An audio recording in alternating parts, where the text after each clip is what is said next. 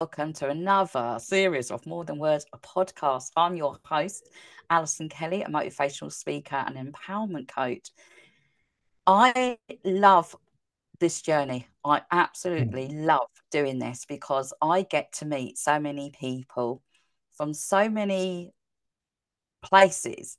But today's guest is all the way from Australia.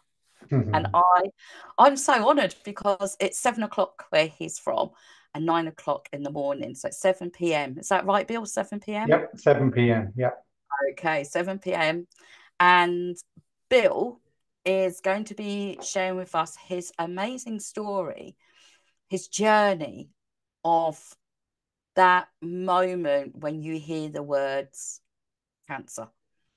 And he's going to be sharing what happened to him and how it affected his life, but where he is now. And mainly, Bill is going to be able to share how mindfulness is the key.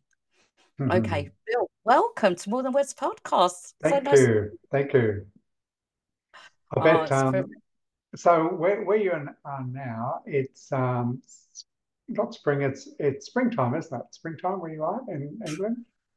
If you can call it Well, spring. yes, I know. I did live in England for 13 years, so I understand, you have a really hot day in July. I think it's the 17th of July that you have a really hot day. Everything else is kind of like cold and dark. I'm exaggerating a little bit. I live on the Isle of Wight in the UK. Oh, do you? Oh, lovely. It's a beautiful place. It Beautiful is a place. beautiful place. However, I've been sitting on the beach in February and it's been sunny, and I've been sat on the beach in April and it's been snowing. So it's all over the place. But at the moment, it's a sunny day, a little bit cold, but you do get that at the sea. I love it here. Yeah. I love it here, but not Yeah. as lovely as Australia. I've never been. Well, we've been having like 30 degrees, 35 degrees centigrade. That's like way too hot. 20 degrees at night, really hard to sleep. It's starting to get cool now because it's autumn. So it gets colder at night, which we just love because now we can have a really good sleep and then cuddle up rather than going, I'm too hot, I'm too hot. I mean, gosh, Well, what's send there some for of to that complain hotness over here, Bill. We need about? it. I'll send the coolness over to you, and you send the hotness Okay, over to cool. us. All That's a right, is that a deal. deal? All That's a right, so deal. let's talk about why you're here. Okay, And I've got some questions, so I will be looking down at my questions. that's Okay. okay. So, Bill, thank you again for joining us.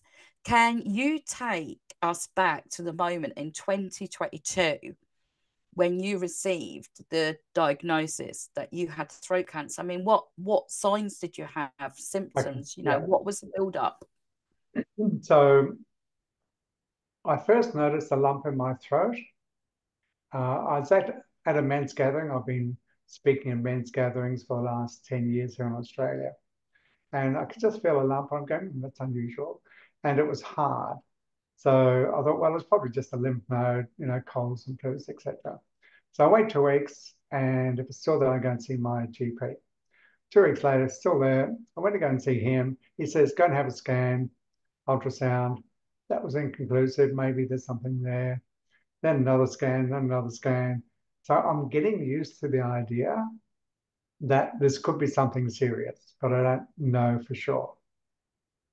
Until finally I forget which scan it was by now. It might have been, no, it wasn't a PET scan. Anyway, one of the scans, because yep, there was cancer, but it was actually, this was the outlying part, if you like, but the core was down at the base of my throat. So I'd had some weeks and maybe a month to kind of get around the idea that maybe this was something serious. Now, a bit of background about me and the work that I've done for the last 40, 45 years.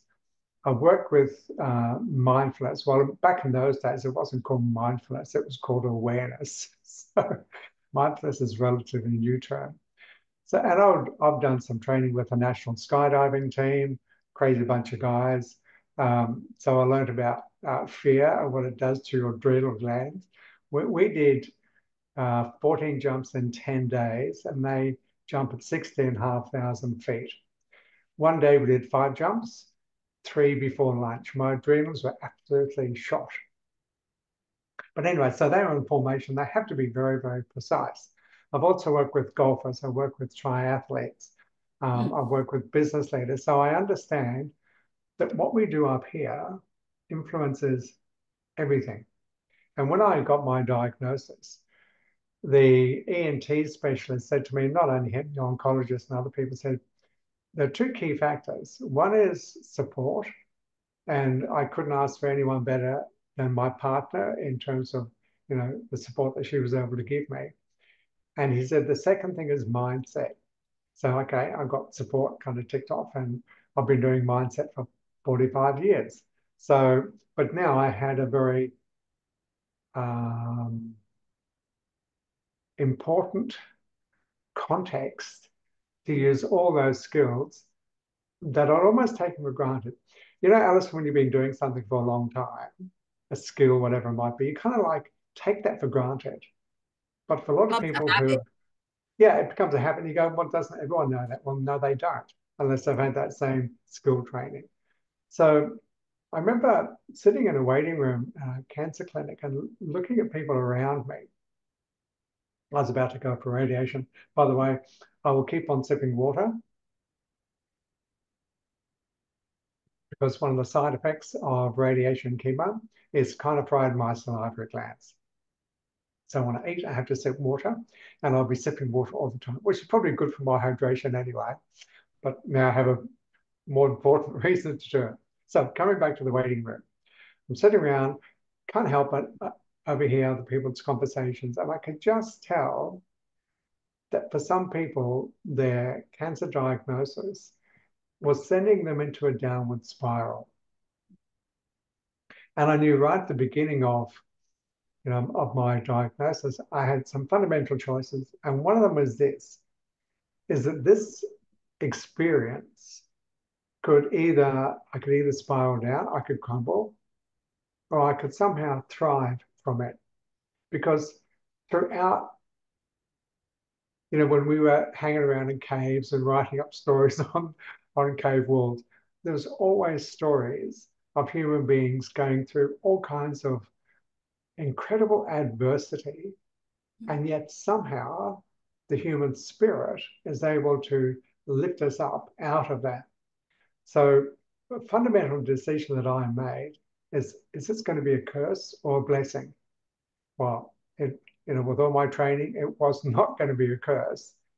It was going to be a blessing, but I had no idea how this event was going to become a blessing. But that was one of my intentions. The other basic decision I made, by the way, just preface this, I'm talking about cancer here. And I've also learned in my journey with cancers, you can't compare two different cancers. Even the same cancer, two different people, completely different story. But the same principles apply. This is a generic thing I'm talking about. My context is my cancer experience, but it's just as important for anyone going through any serious medical condition. It's just as important for anyone going through any serious or challenging event in life. These same principles apply. So, whether you as a listener or viewer have cancer or not, or someone you love has or not, these same principles are universal. And I wish I could claim them to be mine. They're not. They've been around for a long, long time. I just happen to be lucky enough early on in my career to have had some very wise mentors that show me some things that basically change the way I view the world. So theory is one thing. I can have all the theory and work with elite athletes. That's all about them. I'm 74. I've never had a night in hospital except maybe when I was born, and I just don't remember that. I've never had any serious illness in my life. I've broke my nose when I was a kid. I broke my toe when I was a kid, but that's about it. So for me to have this kind of diagnosis was something of a shock to my system because I'd always experienced good health. And that's what my intention is for the rest of my life. Can't guarantee anything, but this is kind of the way I set it up. So, curse or blessing? It wasn't going to be a curse, it was going to be a blessing. I had no idea how that was going to show up, but that's the intention that I set right from the beginning. I also, I made the intention I wanted to heal through it and thrive from it.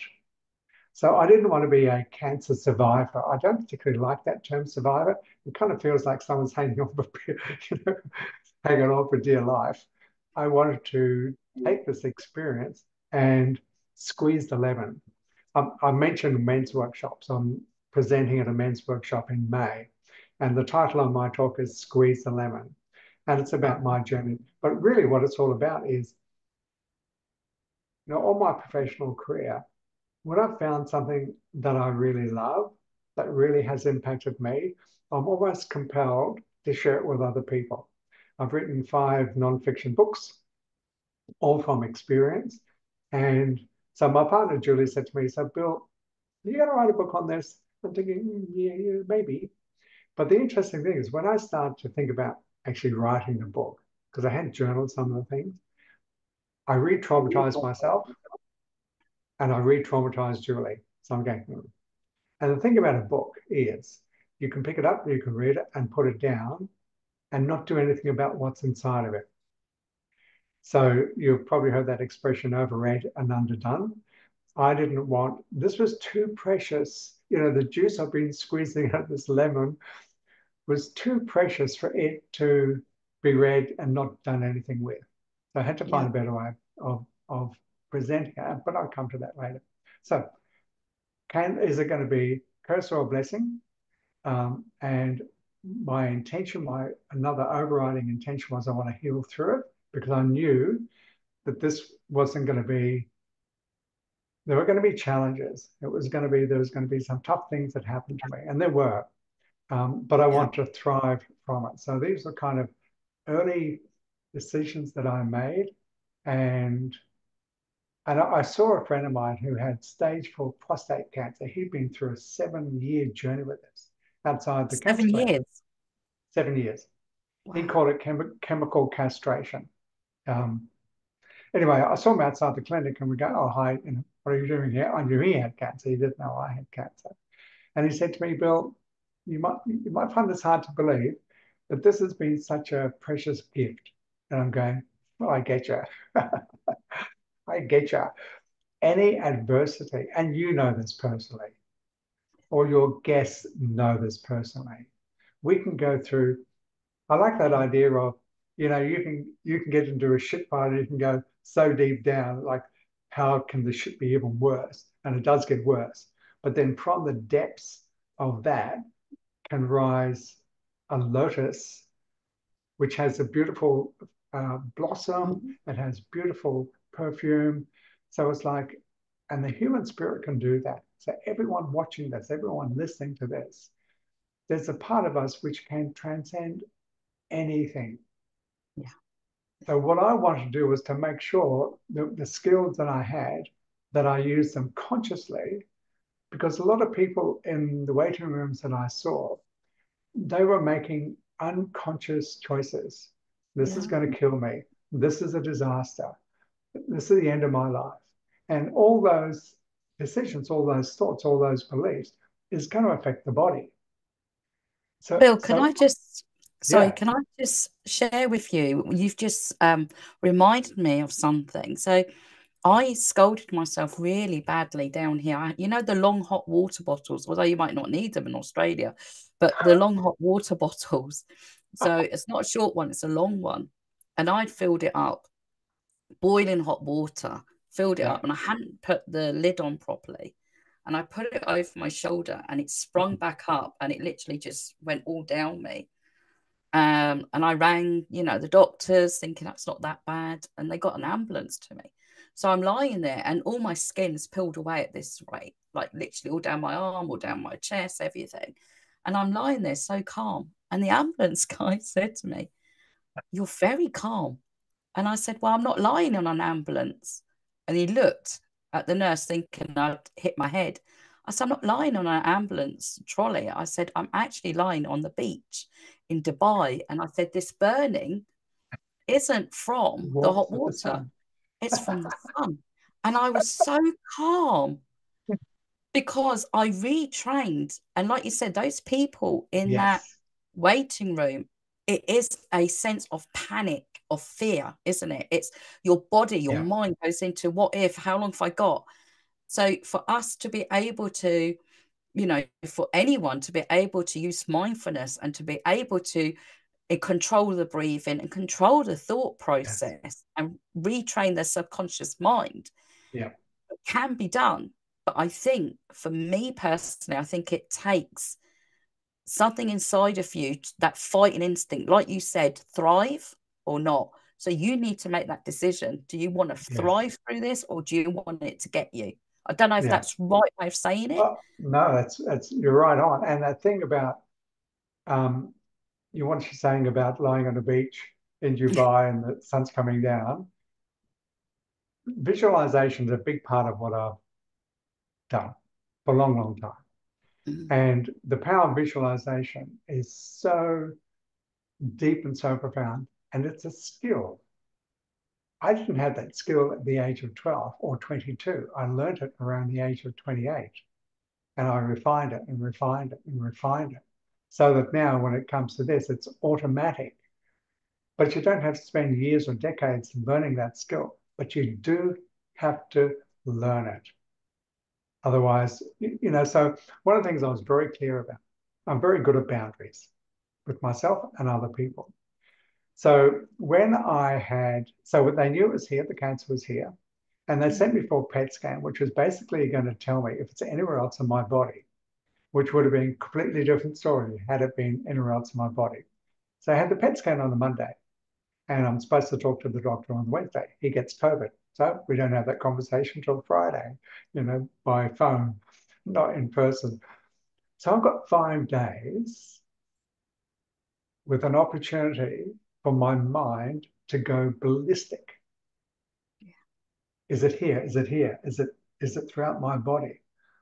And I know through training and through experience, if I play a scary, nasty movie in my head or catastrophize about something, that's going to affect my adrenals, my nervous system, my heart, my liver, my kidneys. It's going to affect all of my body. So I am not going to do that to myself. I think maybe twice in that week I went there and then I stopped myself. So very clear boundaries about what I'm going to allow my imagination, where I'm going to allow it to go, because I have to control it. And for a lot of people, they haven't had the training or the need or whatever. They don't allow their imagination to be under their control, and their imagination runs away and runs riot and actually does more damage to their body. My body, I knew was going to be I went through 7 weeks of chemo and radiation. So I know my body is going to be hit with a whole bunch of stuff it's just not used to. It's going to have to deal with it. So I'm not going to shit on myself by scaring the crap out of me with hallucinations that my body does not need. So, but that's a discipline and a skill that I've learned, like you have, but it does take time to learn it. But if we don't learn it, then we just become like a puppet on a string to wild imaginings that don't serve us. yeah. It's And with the learning, it's some people might not even know about mindfulness. It's not until someone tells you, because Indeed. you can't learn it until you understand it, until Yes. you have the knowledge of it. So for Mm. me, I was lucky enough to learn about mindfulness through my coaching training when I did training to be a Of coach. course. And that's how I learned all about mindfulness. And then I was able to help my clients be able to get through certain Yeah. aspects that, a journey in their life that they maybe felt trapped in. And that's what I love doing, is getting someone from where they are to where they want to be. That's a However, buzz.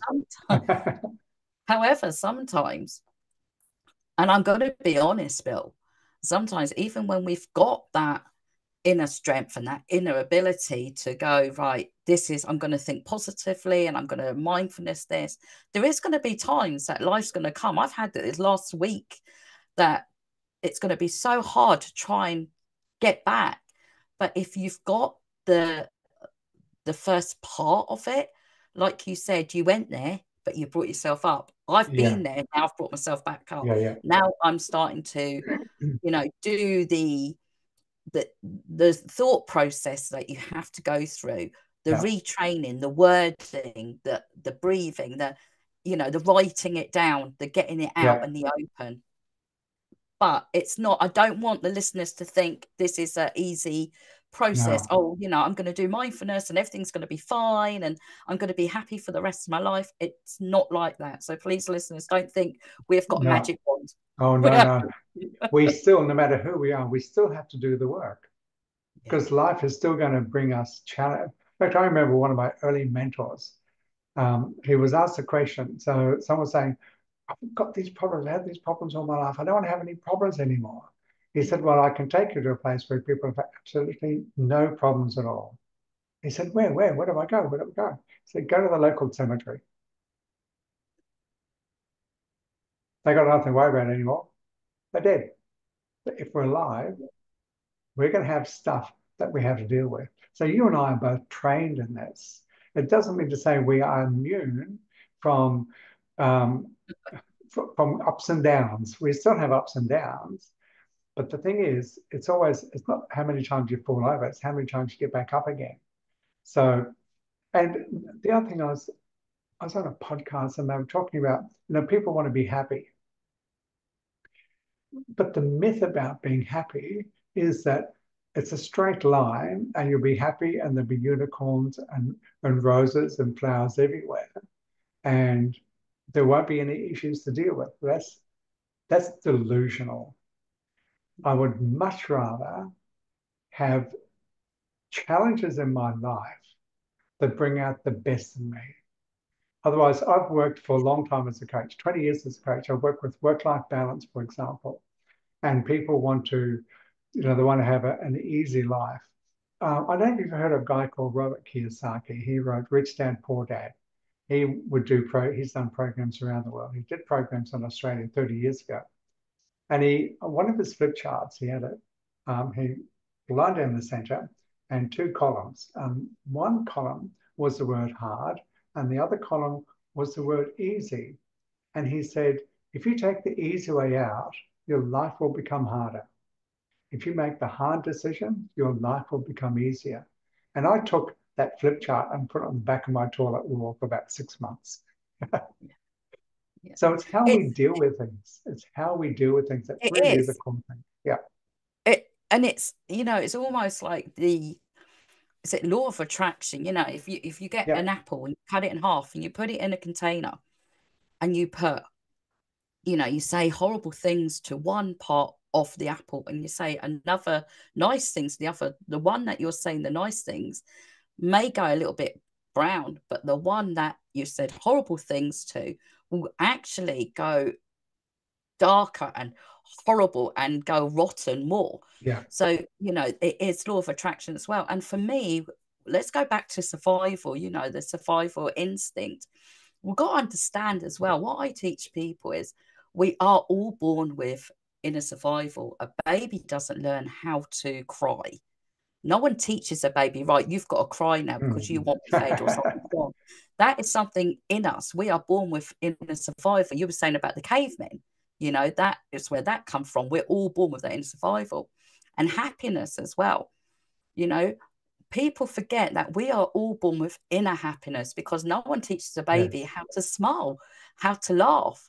That's something in us. But along the way, we lose that. So Yeah. with mindfulness, we're able to retrain and get to that point and find that place that you're happy at and to understand that that's how you're going, like me in the ambulance. I've never been to Dubai, but I know it's a beautiful place. I know what the sun feels like on my skin. I took myself to that point and it helped. I was Yes, still it in pain, does. but not as much as I would have been if I had not have controlled that Yes. emotion and controlled that breathing. Yeah. So, Bill, I've got another question for you. Okay. Okay, so first of all, well done for amazing your journey, amazing what you're doing, and how you're able to help others through this as well. So, can you walk us through some of the key moments and decisions that have defined your path? So what was it that got you to say, do you know what, this is the path that I want to go down? Yeah.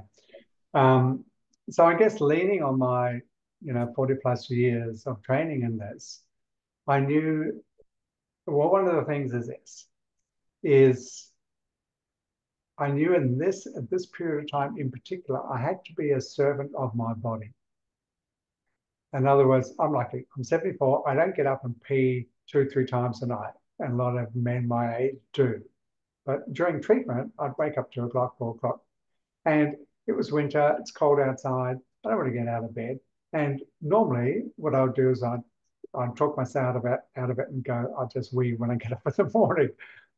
But now I've got all this toxic stuff in my body and I want to pee it out, I want to poo it out, sweat it out, whatever. So I wouldn't talk myself out of going for a wee. I would talk myself into going for a wee. So I practiced a way of communicating with my body, which was very intentional. Now, let me just talk about the apple that you mentioned. I'm a veggie gardener. I love my veggie garden. I talk to my vegetables.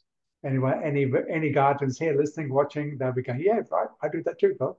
If anyone here has got a pet, dog, cat, budgerigar, whatever it is, you will talk to it. And why do we talk to our pets? Because we want the connection, because there's love and there's a relationship there. So one of the things I've done for a long time is I talk to my body. If something is going on, so if I had a day of radiation, I'd say to my body, okay, today's a radiation day, and we know what that looks like now because we've done it several times. But I would prepare my body. If it's a chemo day, that's a longer day. It's like a 4-hour thing. I would prepare myself for that. So I'm always in advance getting my body ready for what was about to happen. At night, I would go to bed and I'd check in with my body. Hey, body, how you going? It's like when you've got a good friend and in distress, you might say to them, hey, how you going? Is there anything I can do? So I would do this morning and night. When I wake up, I'd say, hey, body, how are we going? Is there anything I can do for you now? And at the end of the night, I would debrief myself. And I remember this, talking about imagination. I was doing a meditation, and in a relay race like athletics, you've got this baton, and one runner will pass it on to the next. Yeah. Yeah. So our cells are dying and being born all the time. As we speak, cells in my body and your body are dying, and new cells are being created. So this is always a circular change of cells in our body. And I had this vision of um, this cell that was dying, passing on the baton to a new cell that was being created, being born. And the old cell was saying to the new cell, hey, he really loves us, pass it on. So, and when my whole body was tingling with delight because of the recognition that this is a temple and I recognize it as being a temple and it is a sacred space. And if a place is sacred, you deal with it with reverence. Not so when I talk to myself, and I've been doing a lot of like inner dialogue work for a long, long time. A lot of my clients, if I was to get a transcript of their daily internal dialogue, they would be shocked that anyone could be so cruel, so hard, so tough on themselves because it's just out of their awareness. You see it. So I've learned to be kind to my body. I've learned to listen to my body. I've learned to encourage my body. All the kind of things that a nurturing, caring parent would do for their child, I've learned over decades to do this for myself. And I'm totally unashamed about this. I know how to hug my body. I don't do it in public or on trains or buses because it kind of freaks other people out. But hey, I've got no qualms about doing it. Like, trust me. So how I deal with my body going through this is really important. So if anyone is going through any kind of medical trauma, healing trauma, life trauma, how you talk to your body, because our body is always listening to us. Yeah. I was at a yoga class some years ago, and and someone said, "Oh my God, I hate my shoulder." Well, I almost fell backwards when I heard that. Why would you tell your shoulder that you hate it? Well, I hate this. I'm really, it's like, Mm. no, be Yeah. kind. Kindness does something for your body. It's so, Bill, I'm going to, for me, it's a self journey of work. So broken pieces. I've got an ebook called Even Broken Crayons Make a Beautiful Picture. Beautiful. Thank you. So it does. Even broken crayons make a beautiful Mm, picture. But you have to be the person who wants to pick up the broken crayon in the first place. It is about self-healing and that victim mindset, poor me. And I do upset people by saying that, but there is people out there that do have that victim mindset who don't want to. They quite no, like being in that. I like the feeling of being low, and because I don't want to change. I don't want to get better. yeah, there's a You know, payoff. it is, but even though I've learned about self-worth, self-care, and the importance of loving who I am, self-actualization, as Maslow says, there's those levels that we've got to get to. And Yeah, when you get to the top and you actually know who you want to be. But I still struggle with my body image, my bags under my eyes. We're not saying just because if you do all this, you're going to feel brilliant every day. I want the listeners to understand that what Bill's saying and what I'm saying is we still have days where you will feel crap about yourself, but you have got to say to yourself, like you're yeah, saying, Bill, when I went through changing my mindset about drinking, when I was reliant on drinking, or when I was smoking and I had to give up smoke, I wanted to give up smoking. I had to be the one that said, it's okay. yes. When my subconscious mind kept saying, go on, Alison, have another drink. You want to, go on, go on. I had to say, actually, I'm okay. Thank you ever so much for Yeah, that, but I'm okay. And I had to talk to my subconscious mm, mind yeah, as if it was another person, another personality, and make it real. And that's what it sounds like you've done yeah, through your. absolutely. Absolutely. And what you're talking about there is boundaries. And we do have these different aspects of ourselves. And I've studied Gestalt therapy, which is Gestalt means whole, which means that there's the part of us that we happily show to the public, because that's all cool and groovy, whatever it might be. But there's the shadow self, the part that we don't show to the public because we're ashamed of it. We're ashamed of that part of us or that behavior or that belief or whatever it might be. And really, Gestalt is bringing those things closer to be acknowledged, to be recognized, not to be shamed or made guilty of, but to be healed. One of my favorite sayings comes from the Course in Miracles, which came out in the early 70s, I think it was. And the saying is that love brings up everything unlike itself for the purpose of healing. So that if I wrote a book on procrastination or stopping procrastinating. And so I'm working with clients say, I really hate that I procrastinate. And so they would push the part of them that wants to procrastinate away. They would make it wrong. They'd feel guilty about it rather than bringing that part of us closer and going, hey, I know you've got a message for me. So what is it? Let's work this out together so Yeah, we both win rather than actually both of us losing. So it's not like we have to fight ourselves. One of the other things too, if I can mention this now, and that is a lot of people, and I know some celebrities, when they've had cancer, they will go to war with cancer. Going to war with things that are very popular with politicians, the war on poverty, the war on terrorism, the war on this, the war on that, the war on drugs. And none of those wars have ever been won. So for me to go, and this is my personal philosophy, people don't have to share it all, but I just want to explain it because I think it's of value. So my cancer was here. This is the throat chakra. Some of your listeners and viewers will know this is the seat of expression. So how is it that my cancer arrived here and not in my lungs, not in my bowel, not whatever it might be. I'm the youngest of three boys. So being the youngest has some definite perks, but it's got some downsides. And one of these, you've got big people, bigger people than you. It's not always that easy to be heard. When I would get sick as a kid, the first sign I'd get a sore throat and then maybe something else, flu, cold, whatever. So the story, and this is really important, the story that I developed over many years is my throat is my weak link. So my body is listening to me. Mm. And so I wasn't surprised when it was here and not on my knees or my, whatever it might be. So rather than going to war with my cancer and giving it a nasty name and fighting it, I'm going, well, let's bring it closer. Let's find out what are the mental parts of this? What are the emotional parts, the spiritual parts? What are all the components of this that I need to heal, that I need to resolve, that I need to put out on the table in front of me and do something with? And so that's the approach that I took, and I'm so glad that I did. Otherwise, I'd be fighting myself.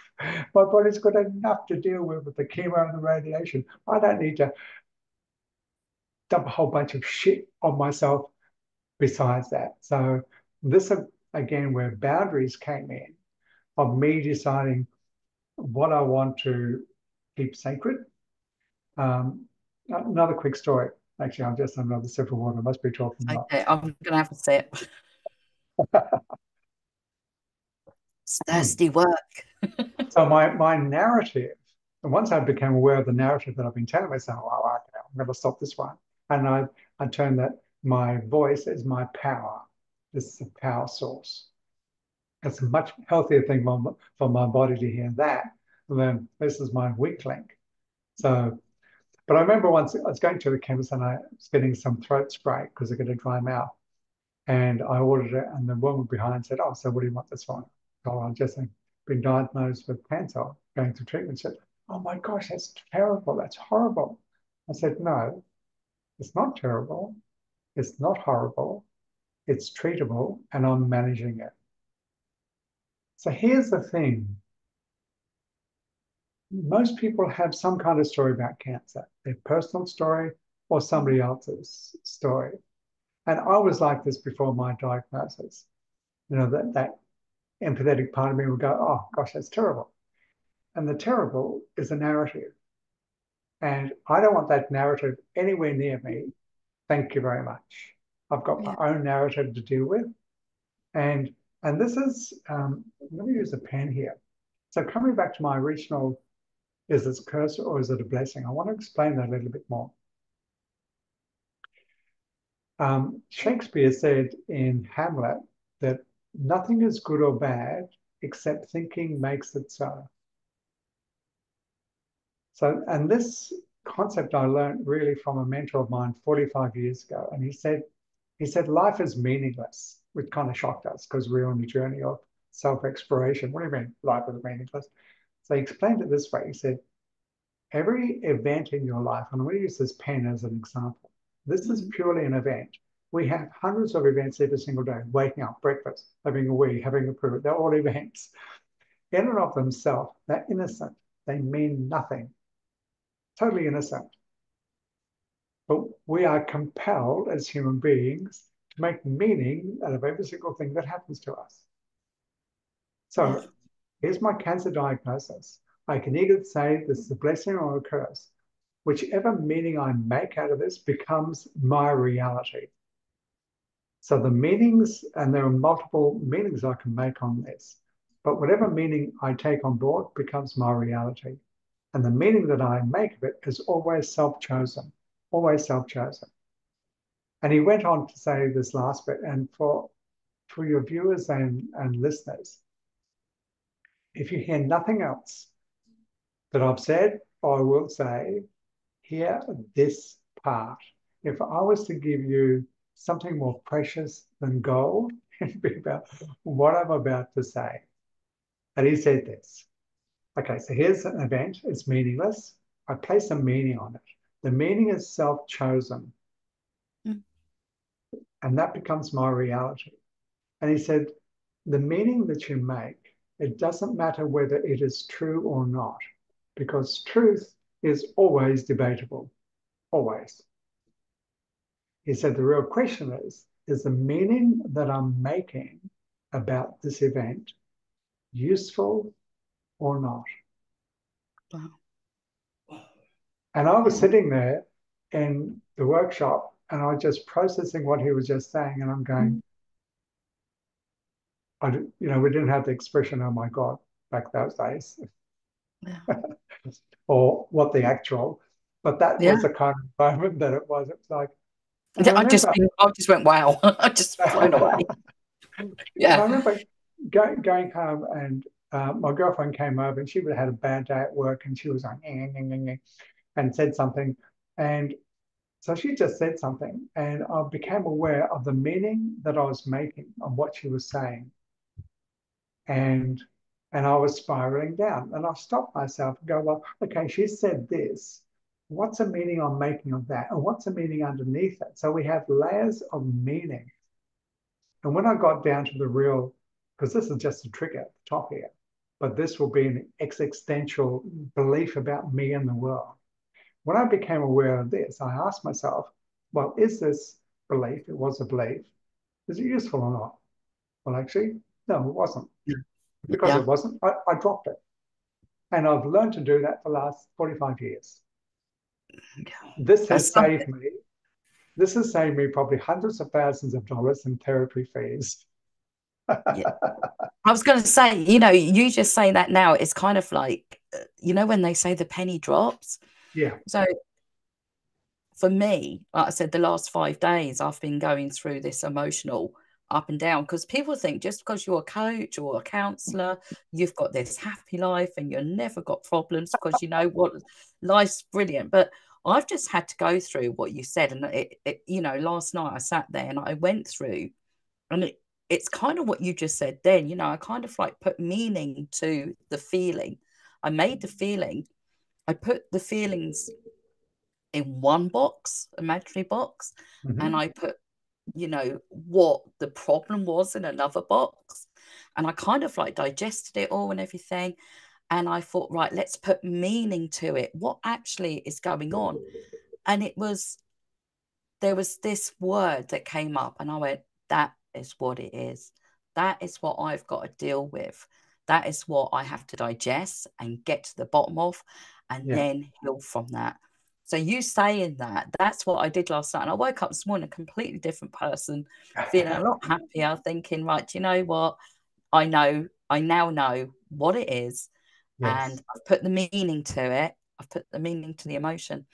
Bill, do you know, I could every time I have a guest on, I want longer because I learn so much, even though, you know, I'm a coach and I've done the studies and the training, and I've had clients and I've been on podcasts and had guests on and everything else. But with each guest, and I don't know if you feel the same when you're a guest, when you are a guest on a podcast, but do you feel like you learn something? Mhm. You There's take always, something away. yeah, there's always a nuance or another way, another perspective. And especially if you had the intention. Okay, this I got from a book called Do I Have to Give Up Me to Be Loved by You? Oh, I love But that. yeah, it's great. And I forget who wrote it, a couple wrote it. And they said in an argument, there are two kinds of intention. You can either have the intention to learn or the intention to protect. Mm. And if your intention is to protect your ego, your pride, your point of view, whatever it might be, and that will be closed and defensive or attacking. But if you've got the intention to learn, you'll be open, receptive, and curious.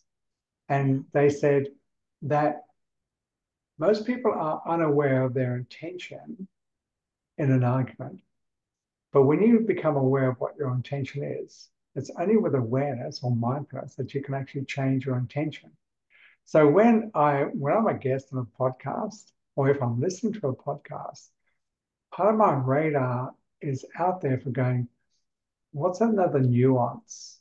What's another story? What can I borrow or take or whatever from another person's story that can Yeah. add value in the way that I present my own?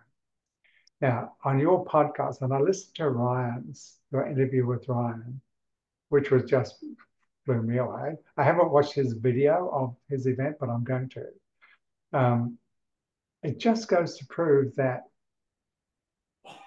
human beings are incredibly amazing people, but sometimes it seems that we live ordinary lives until something smacks us across the face and we kind of shudder, whatever it is, and we wake up a Sorry little about the bit. coughing in the background. Sorry, everyone.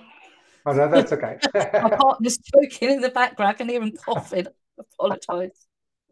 Sorry, Phil. So it doesn't really matter what's happening on the outside, and you would know this as a coach. It's what happens on the inside. And it's not as if we get a free pass because we're a coach or a therapist or a speaker, whatever it might be. We still have to do the work. I still have to do the work. You still have to do the work. But the more skills you've got, the easier it is to make them the default rather than the old way of worrying about it, getting anxious about it. Yeah. Um, I have another perspective too.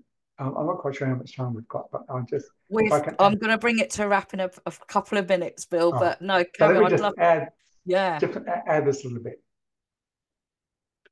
There are four basic emotions we have: anger, fear, sadness, and joy. Four basic ones. Anger is all about boundaries, injustice in the world. Fear, two kinds of fear: the kind of fear that stops us from leaping off tall buildings at the age of 5. In other words, it teaches us about danger in the world. But the other kind of fear is the fear that is imaginary. And this is the one that most people don't know how to control. And then sadness. Sadness is the emotion of transition. So the world used to be like this, now it's changed. And sadness or grief allows us to process that and brings us into the past. And so let me ask you, the fourth one is joy. Why do you think, I'm putting you on the spot now, why do you think we have joy as human beings? What's the purpose of joy?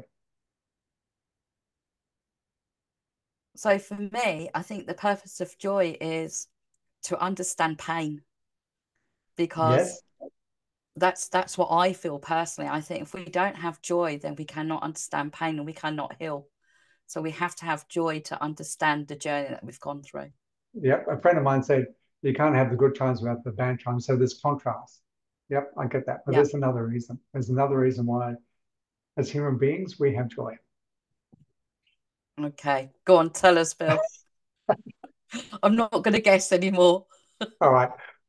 Joy is the emotion that comes through us that tells us we're on track.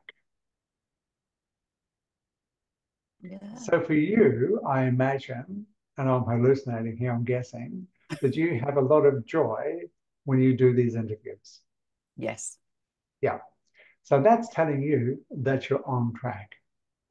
That's So, good. I like that. so if you're in a relationship which is full of joy, that's telling you that the person and you and the dance between you and that other person is such that this is a joyful connection. Keep on doing those things.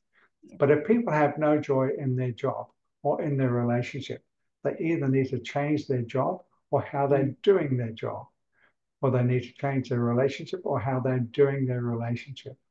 And I that's want true. to and I want to add one other bit, and we'll leave it there, which is kind of okay. It's this. On a cliffhanger. Yes, we have to have them back again.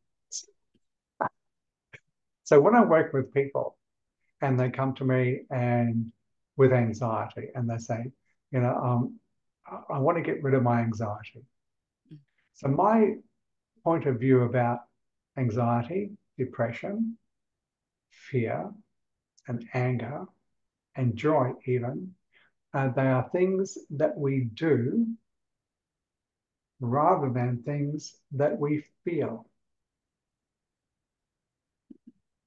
In other words, if I want to do angering, I just have to think of all the things that are of all the injustice in the world, personal or global, and I'll generate anger. That's true.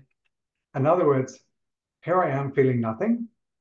I do something on the inside and I end up feeling angry. Yeah. So we do our emotions. We Yeah. do anxiety.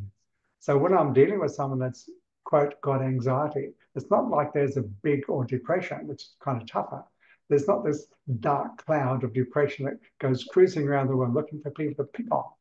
If I want to feel depressed, there are certain things I have to think about and feel and crank it up until I'm feeling depressed. If I want to feel sad, all I've got to do is think of sad things in my life, crank it Yeah. up, make them bigger, and then I'll be sad. Same thing if I want to feel happy and exuberant. I just have to find the things that really bring me joy, rank it up, and there it is. So another way of Totally get it. explaining this is that we do our emotions rather than them doing us. And when we make that shift, so throughout my journey with cancer, I had to be very careful about what I did with my mind. But I also had to manage my emotional state, and that takes discipline and structure and understanding. If I'm feeling down, it's because I'm doing things on the inside that's leading me to that space. It doesn't stop me from feeling bad. I remember one day, outside on the deck, sitting on the table, and Julie walked past me, and obviously I wasn't in a particularly good space. She just reminded me, she said, "You're in charge of the narrative you tell yourself," and that's all I needed because I was telling myself a narrative for me, no, no, no, no, no, no, no, and spiraling down. She just saw me, little sentence, and I'm going, yeah, thanks for the reminder, and Yeah. then changing my narrative. So these are things that are learnable and they're skills, and anyone can learn them. Anyone can learn them. And it's free. You could do it. You don't have to Yes. pay. It's all in there. It's free. Get a pen. Jot it down. Get a bed. Do Jot it. it down. Do it. Do the work. Do the work. Do the work. Generate. Bill, I'm going to definitely have to have you back on again Okay. because I'm afraid Please. we've come to a close. We're at an end now, but Okay. I would love to have you back on. I've actually learned something, and I love that, that I've learned something, and I've really enjoyed having you as a guest, and I'd love to have you back. Anyone would like to get in contact with Bill, I'm going to put, obviously, if you want to discuss anything that we've talked about, if it's touched something, if you think, do you know what, I want to learn more, and you want to learn from Bill, or you want to understand anything and you want to get in contact with me, I will put all the details there. Bill, Cool. thanks ever so much My for being pleasure. an amazing guest, and it's been a wonderful interview with you. I thoroughly Yeah. enjoyed it. And thank you for your show, your podcast, because what you're doing is such a gift to the world.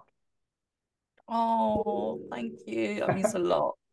Have a lovely evening. I'm going to have a lovely day because we're Yes. 7 hours apart, isn't it? It's like Woohoo. that, but I don't know. But you go and enjoy the hot, and I'll go enjoy the cold. Take care, Bill. Thanks again. Alrighty. Thank you. Bye.